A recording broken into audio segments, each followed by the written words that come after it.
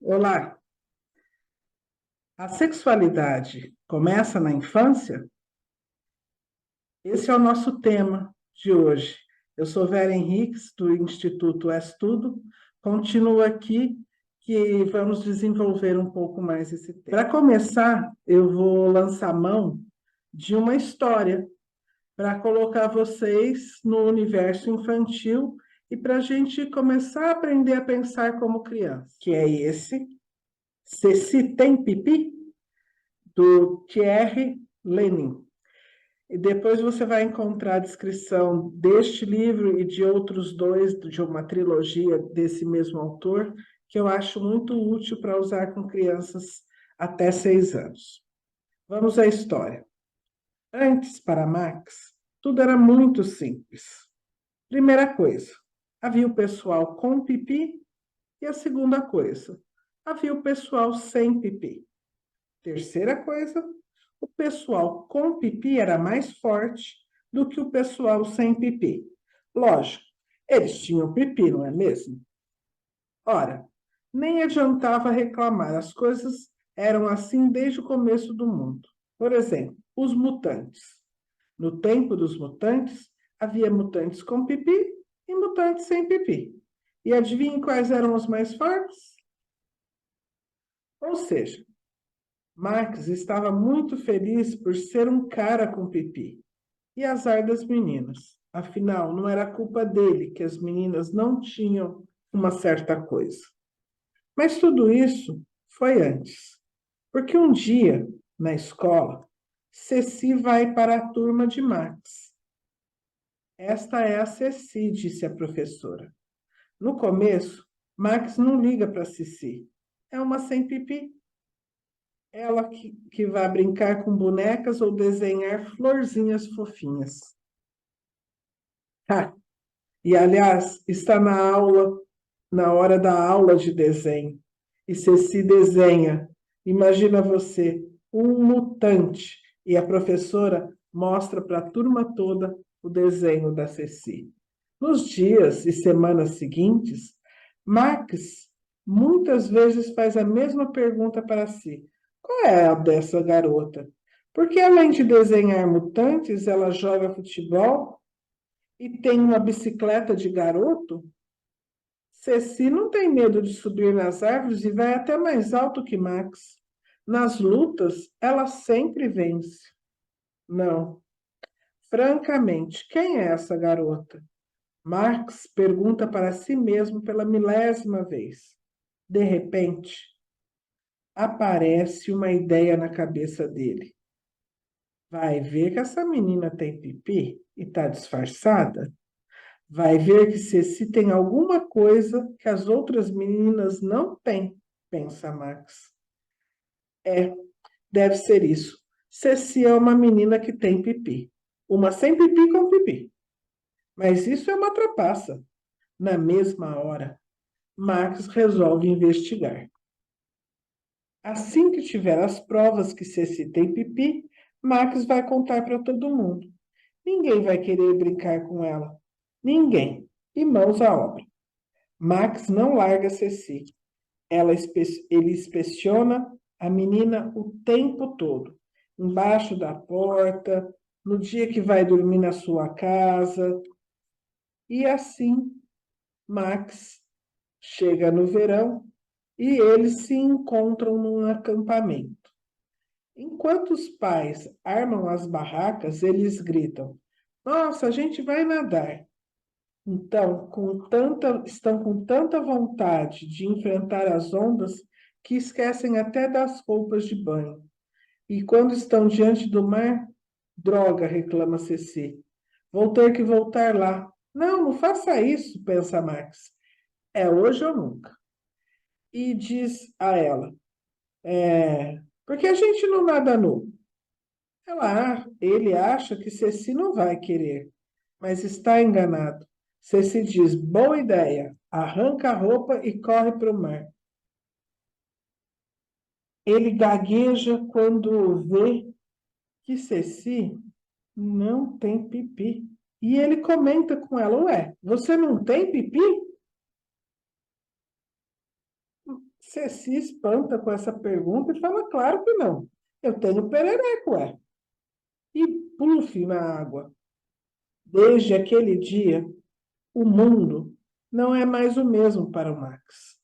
Antes havia o pessoal com pipi e o pessoal sem pipi. Agora tem o pessoal com pipi e com perereca. Pois é, não tem nada faltando nas meninas. Esse é um livro que eu acho muito legal para a gente iniciar esse nosso diálogo a respeito da sexualidade infantil, né? E para essa pergunta que eu trouxe, sexualidade começa na infância? Vamos pensar junto, né? Se nós supomos que esse tempo, do 0 aos 6 anos, é o alicerce para toda a construção cognitiva, social, afetiva, por que não seria para a vida sexual? Nós costumamos pensar na sexualidade e suas manifestações com a cabeça de adulto, esquecendo do caminho que percorremos até chegar na vida adulta e na sexualidade adulta. A sexualidade, ela está presente desde o nascimento. Ela surge com a maternidade, ou seja, até antes, com o desejo de um homem e de uma mulher se tornar pais. Então, desde o começo, a sexualidade já faz parte de toda a nossa experiência de vida, né? Então, tem a fecundação do casal que está ali dando e recebendo prazer, e começa no imaginário desse casal como vai ser a construção desse novo ser. Será um menino ou uma menina? Que nome daremos? O que vai gostar? Com quem vai se parecer? Então, as marcas da nossa cultura e a construção da sexualidade e montagem de gênero começa a ser impressas aí no início, no lugar a ser destinado para o bebê. Então, a sexualidade segue sendo construída nas primeiras relações afetivas. Ela é a matriz da construção no futuro da vida relacional saudável. Ao nascermos, as nossas percepções, elas são puramente sensoriais. Então, é no corpo e pelo corpo que sentimos as experiências prazerosas, saciedade, aconchego, proteção, calor, carinho. E também é no corpo que percebemos as experiências desagradáveis, fome, frio, solidão, dor, cólica e tantas outras sensações. Então, as experiências de prazer e de desprazer, ela informa ao bebê o quanto ele está sendo visto, cuidado, amado. O que tem valor? São essas as experiências que vão construindo a nossa capacidade de fazer vínculos na vida, de confiar e ter fé na vida, e inaugura o nosso desejo de aprender. Toda a nossa curiosidade, toda a nossa vontade de ir ao encontro das experiências. Então, a curiosidade sexual, de onde vim, como que eu fui parar na barriga da minha mãe, como é que eu saí de lá? Onde eu estava antes de ir para a barriga da minha mãe, ela é responsável pelo nosso desejo de aprender. Então, essa curiosidade sexual, ela se expressa por meio de perguntas, de jogos e brincadeiras na infância. A brincadeira sexual, ela tem um sentido diferente daquele que é dado pelo adulto, e ela é sadia para o desenvolvimento.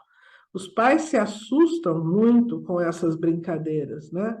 Brincadeira de médico, brincadeiras de conhecer o próprio corpo. Mas é bem saudável, né? Como a gente viu aqui o Marx pensando nessa divisão do mundo. Os com pipi, os sem pipi. Então, o conhecer o corpo do outro, conhecer o próprio corpo, isso faz parte do desenvolvimento da sexualidade na infância. A principal maneira que a criança se interage e se comunica é através do brincar. Ao brincar, As crianças vivenciam conflitos, expressam sentimentos, fazem identificações de papéis, né? Os papéis identificatórios, eles vão se desenvolvendo nessa fase. Então, falar sobre sexualidade infantil é falar sobre o desenvolvimento da vida como um todo. Nós temos um autor que foi quem introduziu todo esse conhecimento do psiquismo aqui no nosso mundo, que é o Freud. Acho que ele está já no imaginário coletivo, nem precisa tanta apresentação. Ele que nos trouxe o primeiro olhar sobre o desenvolvimento infantil da sexualidade, né? Ele dividiu esse desenvolvimento em fases, e todas as fases apoiadas no corpo. Então, a primeira fase ele chama de fase oral. Nesta fase, o que fica em evidência, o que traz muito prazer para a criança é a região da boca. Então, tudo que dá prazer para a criança vem através da boca. Na fase adulta, a gente também pode observar que é uma zona erógena e continua fazendo muito sentido a fase oral para nós, através da fala, do beijo, da comida, da bebida, né? Nós continuamos tendo muito prazer nessa região do corpo. E a criança vai conhecendo o mundo, colocando tudo na boca. Então, essa é a primeira fase do desenvolvimento que Freud diz que é a fase oral. Depois, e ela vai do 0 até 1 ano e meio, mais ou menos. Depois, a segunda fase é a fase anal. E a região anal fica em evidência, porque é aqui do 1 ano e meio aos 3, mais ou menos, que vai acontecer o controle dos esfíncteres, onde a criança vai conquistar uma das suas primeiras autonomias, né? Quando nascemos, nós temos apenas a autonomia cardiorrespiratória, e depois vamos aprendendo a pegar algumas coisas e colocar na boca, né? Vamos conhecendo o mundo através da boca. E essa segunda grande autonomia que surge é o controle dos esfíncteres. E são as primeiras produções. É o que acontece dentro do meu corpo, que vai sendo processado e modificado e que eu entrego para os meus pais, que eu entrego para o mundo, minhas primeiras obras. Na vida adulta, qualquer tipo de manifestação artística nós chamamos de obra também, né? Isso continua acontecendo. Então, as crianças têm muito prazer e eles percebem o quanto que isso mexe com os pais também, que ficam aguardando como que eles estão conseguindo ou não fazer esse controle. Então, esse controle ativo da criança também sobre o meio, sobre a mãe, aquela que está esperando. Se fez o cocô, se não fez, como é, se está mole, se está duro. Tudo isso vai compondo grandes fantasias na cabeça da criança.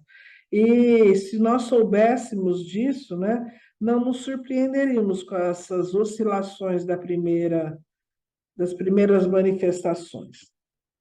Depois desta fase, vem a fase fálica ou edípica.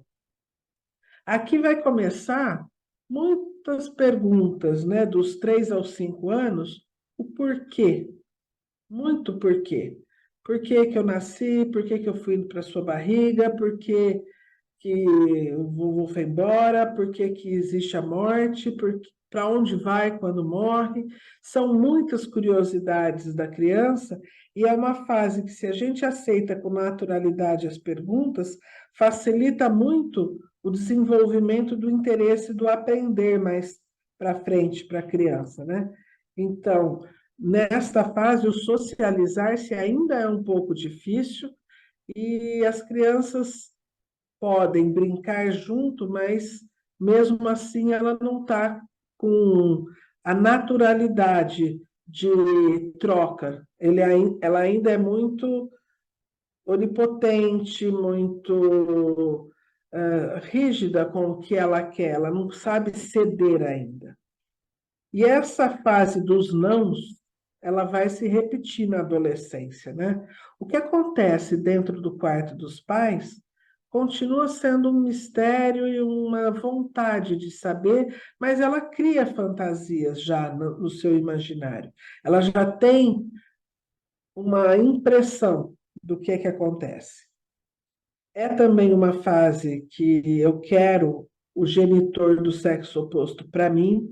Então, eu quero ser a mulher do papai, eu quero ser o marido da mamãe. E tudo isso, se for conduzido de uma forma delicada pelos pais, né? Reconhecendo aquela afetividade, entendendo tudo isso, mas conduzindo para uma fase adulta, onde ela vai poder encontrar o seu parceiro, sua parceira, isso é bem mais interessante quando é respeitado, né?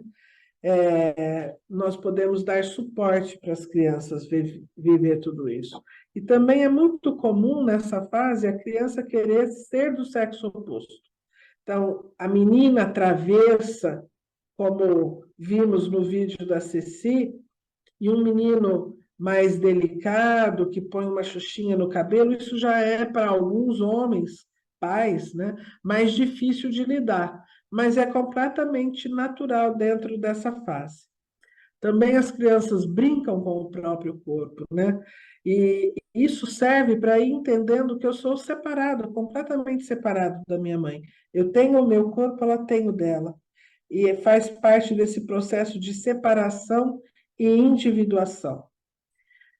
Então, como eu dizia, que é uma fase dos porquês, vem as perguntas bem difíceis, né? Muitas vezes de responder, sobre a morte, sobre a sexualidade no sentido mais como nascem os bebês, de onde eles vêm, para onde eles vão, como eles saem de dentro do corpo. É muito interessante as perguntas e o adulto poder ouvir a pergunta e oferecer uma resposta do tamanho exato da pergunta, entendendo que eles não têm a capacidade de compreensão da sexualidade adulta. Então, como ele foi parar na barriga? Foi a sementinha do papai, que junto com a sementinha da mamãe desenvolveu dentro da barriga dela um bebê. Isso muitas vezes é suficiente, né? Como que sai de lá de dentro? Ah, existe um caminho muito legal. Escorrega de dentro da barriga para o mundo, aqui de fora, e sai lá de dentro da barriga da mamãe. Ah, é pela perereca? Sim, pela perereca, mas ela se abre, e isso acontece de uma forma natural. O corpo da mulher é preparado para tudo isso. Ah, mas e cortou a barriga? Em alguns momentos é importante para poder tirar o bebê, mas a mamãe vai ficar bem, ficou bem. Então, essas coisas são perguntas que vão dando para as crianças uma autorização de curiosidade, uma autorização para o aprendizado, né? É bem legal quando a gente aceita com naturalidade. Depois, uma criança entre os seus 4 e 5 anos, ela já tem uma condição de estabelecer limites claros entre o que é eu e o que é o outro. Mas é uma fase também que surgem muitos medos. E aí vai precisar de muitos heróis, heróis para protegê-la dos seus próprios medos. E ela vai aprendendo com histórias, com contos, qual é o limite entre a realidade e a fantasia. E aqui ela tem uma condição um pouco maior, né, de ganhar amigos e compartilhar coisas, embora ela continue sendo um pouco autoritária e um pouco birrenta. E ela vai compreendendo também a diferença de gênero. Então, agora nós vamos deixar mais um pouquinho de assunto para o próximo vídeo e a gente se encontra daqui a pouquinho no próximo vídeo. Você pode acessar aqui o sininho para receber a notificação que já entrou no ar o vídeo, deixa seus comentários e nós vamos nos encontrando periodicamente aqui no canal, que vou trazendo temas relacionados ao desenvolvimento infantil e outros. Até breve.